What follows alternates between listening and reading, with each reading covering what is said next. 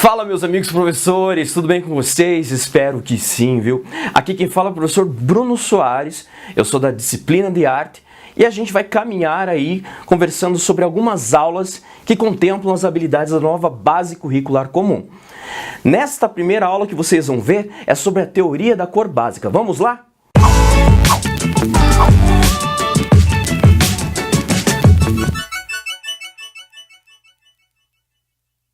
Então, meus queridos, vamos lá para a nossa primeira aula.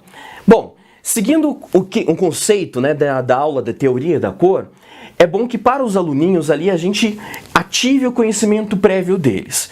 Por se tratar de um segmento do quarto aninho do ensino fundamental 1, provavelmente eles já sabem alguma coisa de cores, né? Então, ative o conhecimento prévio fazendo algumas perguntas, como por exemplo, vocês conhecem as cores primárias? Se sim, vocês podem dizer para mim quais são as cores primárias? Então, nessa conversa informal, você já vai captando, analisando qual é o conteúdo que essa turma tem, né? E com base nisso, você vai caminhando didaticamente pelos conceitos da teoria da cor. Bom, feito esta análise, você já pode explanar e ir para a parte expositiva, utilizando alguns artistas que trabalhavam bastante com as cores, né? Então você pode utilizar, por exemplo, artistas pós-impressionistas como Vincent van Gogh, ou, por exemplo, um artista que é de vanguarda do fauvismo, que é Henri Matisse, que eles trabalhavam bastante com cores, tá? Em um determinado momento, você tem que explicar que esta teoria da cor, tenta explicar de maneira bem básica, porque acaso o aluno ele fica meio confuso quando fala das cores, né? Cor luz, cor pigmento. Então, fique na parte de cor pigmento, que é o universo das tintas, né? E explique para eles que as cores primárias, ou retome, caso eles já saibam, elas são as cores puras, né? Que elas não nascem da mistura de outras cores, elas são as que fazem as misturas para criar outras cores, né? Então, a partir desse momento, ao expor as obras dos artistas, né? Explique, olha aqui.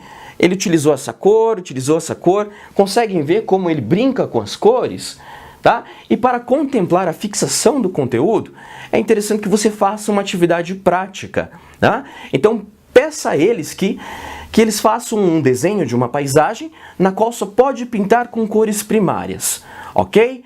Dito isso, você pode partir ainda nessa aula, acho que é até interessante partir ainda nessa aula, para a composição da mistura das cores, né? Então você pode partir para as cores secundárias. Então, fale para eles, as cores secundárias é a mistura das cores primárias. O vermelho é composto por duas cores puras, o magenta e o amarelo. Sendo assim, ela não é primária, e sim secundária. Meus queridos, para a segunda aula de vocês, vamos aprofundar um pouquinho mais o estudo das cores, tudo bem? A gente abordou na nossa primeira aula o quê? Cores primárias e cores secundárias. Para esta aula nós vamos abordar a temática das cores complementares, ok? É interessante que você apresente um círculo cromático, na qual os alunos possam identificar qual posição está uma cor e qual posição está do outro lado deste círculo. Quando está do outro lado, significa o quê? Que essa cor é complementar a esta, ok? E que quando elas estão juntas em uma obra de arte, pode ser que cause algum incômodo visual. Nesta segunda aula que vocês vão lecionar, vocês vão aprofundar o estudo das cores, certo? Na nossa primeira aula foi abordado quais temáticas? As cores primárias e as cores secundárias. Os alunos compreenderam esse universo. Agora a gente vai aprofundar um pouquinho mais o estudo e vamos para o estudo das cores complementares. Para isso, a gente precisa de um círculo cromático e a gente precisa de exemplos de artistas que trabalharam com cores complementares, certo? Mas antes de mostrar toda essa parte expositiva, lembre-se de ativar o conhecimento prévio dos alunos. Isso é muito importante. É sempre importante preparar o terreno, porque tu já sabe o conteúdo, mas os alunos ainda não. Então prepare o terreno, né? Recapitule com eles o que foi visto na aula anterior e já pergunte para eles logo em sequência se eles sabem o que é cor complementar. Então, pegue o círculo cromático que eu havia falado no início, apresente para os alunos. Caso a escola não tenha um projetor, faça em casa, por exemplo, uma cartolina, esse círculo, ou leve algum livro que tenha este círculo, né? E peça que os alunos reparem que tem várias cores aqui, né? Pegue uma cor, por exemplo, pegue cor primária, que é mais fácil porque eles já estudaram o amarelo, e perceba qual outra cor que está do lado contrário do círculo. Isso significa que aquela cor é complementar ao amarelo. No caso aqui, é lógico, é o roxo, tá? Depois de mostrar quais cores são as complementares de cada uma, vá para a parte expositiva dos artistas, né? E aqui eu indico para vocês dois artistas, Henri Matisse e Vincent van Gogh. Bom, vocês devem ter reparado que na nossa primeira aula eu falei Vincent van Gogh. É o correto a se falar. Muita gente fala Vincent van Gogh, mas ele é holandês. Tá? Tanto engraçado isso, que nas obras ele só assina Vincent, porque ninguém sabia falar o sobrenome dele. Mas tudo bem. Enfim, eles trabalham com essas cores complementares. O Vincent gostava muito do amarelo. E, por consequência, vocês vão reparar aqui que ele utiliza muito o azul. E o azul dentro do círculo cromático está do outro lado do amarelo. Então causa um impacto visual. Isso é proposital, para chamar a atenção, para causar um incômodo visual. E Henri Matisse fazia de propósito. Peça aos alunos que façam de novo uma paisagem, ou pode ser uma natureza morta, alguma fruta, uma coisa assim, na qual a maior parte da paisagem seja pintada com alguma gama de cores. Você pode escolher para eles alguma cor que tu queira, azul, verde, mas que em algum ponto tenha que ter uma cor complementar das cores predominantes do todo. E depois exponha junto com os alunos para que eles percebam se isso realmente causa um incômodo visual. Terceira aula, tá? Lembre-se sempre de recapitular tudo que foi estudado junto com os alunos, né?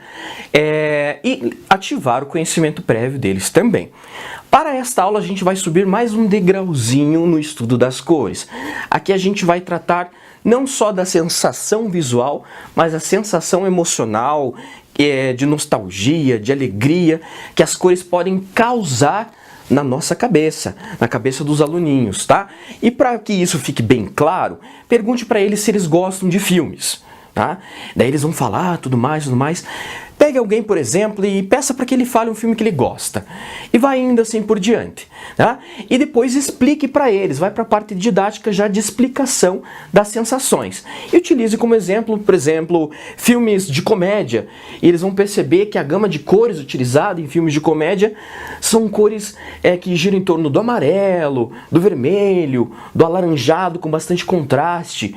E que filmes de drama, que são mais melancólicos, mais tristes, tem uma gama de cores azuladas, esverdeadas, arroxeadas, né? Então, fale para eles que isso é proposital, porque as cores, cientificamente comprovado, tá certo? É cientificamente comprovado, elas causam sensações no espectador, ou seja, em quem está olhando, certo? Então, feita essa parte de explanação da sensação das cores, parta do princípio de explicar dentro das cores pigmento, em que elas são divididas no círculo cromático entre cores frias e cores quentes, tá? Então as cores frias, elas tendem a ser mais melancólicas, tendem a ser mais nostálgicas, bucólicas, e as cores quentes são mais alegres e tratam com sentimentos contrários porque estão ali do lado oposto do círculo cromático, certo? Se eles entenderam certinho essa parte, eu acredito com a parte do cinema que pega bem, né, no que eles gostam, eles vão poder partir para a prática. Daí você pode fazer o seguinte, solicitar uma folha A3 no colégio, previamente, logicamente, né? Ou pode ser uma sulfite A4, não tem problema, sulfite normalzinha. Divida a folha em duas partes. Uma paisagem será desenhada numa parte e uma paisagem semelhante, claro que não vai ficar igual, do outro lado, tá? Peça para que eles pintem essa primeira paisagem com cores quentes somente, ok? Então é isso, galera.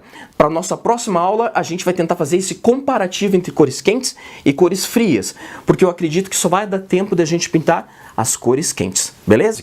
Estamos na nossa penúltima aula, a aula 4, tá? E nesta aula você vai recapitular a aula 3 e partir já da prática da aula 3. Vocês lembram que a gente fez as cores quentes como pintura? Enfim, não vai dar tempo na aula 3 de pintar a outra parte, então traga traga para a aula 4 para que a gente conclua essa atividade. Peço então para os alunos que na parte direita ali da folha, eles pintem agora com as cores frias, só azul, verde, roxo, enfim. Feito isso, converse com a escola, com a equipe pedagógica, se há a possibilidade de criar uma pequena exposição ou na sala ou em algum espaço reservado para isso.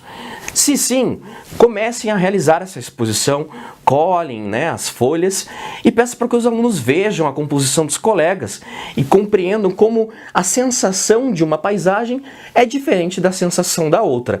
E para toda essa dinâmica de prática, vocês perceberam que essa aula 4 é muito mais prática, né? Contemple esse resultado e já contempla também todo o tempo da aula, ok? Mas falta falar de um outro segmento de cores que a gente não abordou em nenhuma dessas 4 aulas, que é as cores neutras. São cores que não causam sensações de sentimento no espectador, em quem está olhando. São cores que se mantêm mais reservadas dentro da teoria da cor. Porém, elas têm grande importância, né? Porque elas sustentam as outras cores. Então você tem, por exemplo, o preto, você tem, por exemplo, o branco, você tem, por exemplo, o ocre, você tem, por exemplo, o marrom. Então são cores que dão o suporte, a base para as outras cores. Por elas serem neutras, né, elas não chamam tanto a atenção quanto as demais cores. Mostre obras de arte que abordam isso. Você pode utilizar, por exemplo, o pós-impressionista Paul Gauguin, né, que inclusive tem uma história fantástica com Vincent van Gogh. Né? Ele foi ameaçado por Vincent com uma faca quando eles eram amigos e ele saiu correndo, enfim, né? Enfim, história para uma outra aula. E ele trabalha com essas cores mais neutras, com tons terrosos, tanto que além de pós-impressionista, ele é considerado um artista de arte primitiva, que tenta resgatar uns ideais meio rupestres, assim, porque ele utiliza muito o marrom, um vermelho mais amarronzado, né? Então utilize isso como uma aula expositiva. E para conclusão da aula, faça uma prática na qual se privilegie numa paisagem, assim como cores quentes e cores frias, só tons neutros. E peça para que os alunos comparem. Pergunte para eles qual das paisagens eles mais gostaram. E assim a gente contempla todo o estudo da teoria da cor básica, ok? Nos vemos numa próxima. Grande abraço. Tchau, tchau.